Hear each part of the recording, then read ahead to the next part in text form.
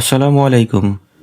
টেকনোলজির এই দুনিয়ায় ওয়াইফাই ইন্টারনেট সংযোগ ছাড়া একটা দিন আমরা কি কল্পনা করতে পারি? আর সেই ওয়াইফাই সংযোগটি যদি হয় ফ্রি আর হাই স্পিড, তাহলে তো কোনো কথাই নাই। Restaurant, shopping mall, bus stand এগুলোর মতো পাবলিক প্লেসগুলোতে আমরা ইদানিং দেখি ফ্রি ওয়াইফাই জোন থাকে। আমরা দেখার সঙ্গে সঙ্গে সেটাকে কানেক্ট করে ফেলি। আসলে কি ফ্রি ওয়াইফাই জোনগুলো সেফ? এবং সেফ থাকার জন্য আমাদের কি কি করণীয়, আজকের ভিডিওতে আমরা সেটাই আলোচনা করব। ভিডিওটি না টেনে শেষ পর্যন্ত দেখতে থাকুন, ইনশাল্লাহ উপকারে আসবে। ফ্রি ওয়াইফাইয়ের 5টি বড় রিস্ক। ডেটা চুরি।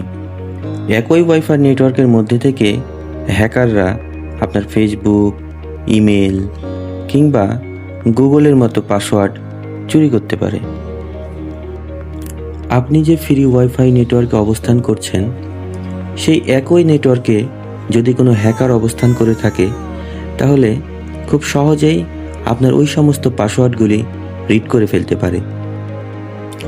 Fake wifi network. ধরুন আপনি একটা কফি শপে বসে আছেন, সেখানে আপনার ডাটার প্রয়োজন হলো। আপনি ওয়াইফাই সার্চ করলেন এবং হট ক্যাফে নামে একটি অপশন পেলেন এবং সেটিতে কানেক্টেড হয়ে গেলেন। আপনি যেই নেটওয়ার্কে কানেক্ট হয়েছেন, আসলে সেই নেটওয়ার্কটি ওই কফি শপের অথেন্টিক নেটওয়ার্ক না, এটি হ্যাকারদের তৈরি করা একটি ফাঁদ, এবং সেই ফাঁদে আপনি পা দিয়েছেন। এখন হ্যাকাররা আপনার ফোনের সমস্ত অ্যাক্সেস নিয়ে নেবে। Man in the middle attack. আপনি হয়তো ভাবছেন আপনি গুগলে প্রবেশ করেছেন, কিন্তু মাঝখানেই বসে আছে হ্যাকাররা। আপনার ফোনের সব অ্যাক্সেস এখন হ্যাকারদের হাতে। Virus and malware.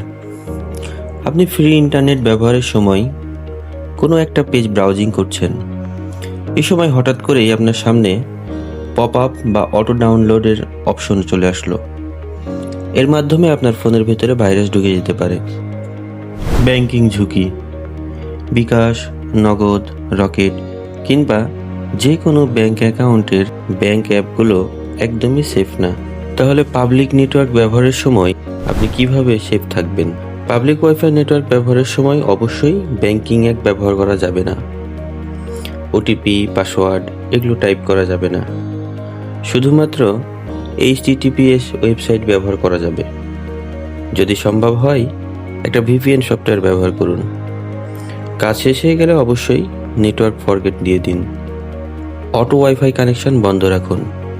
মোটামুটি এই কাজগুলো করলেই পাবলিক ওয়াইফাই ব্যবহারের ঝুঁকি অনেকাংশেই কমে যাবে।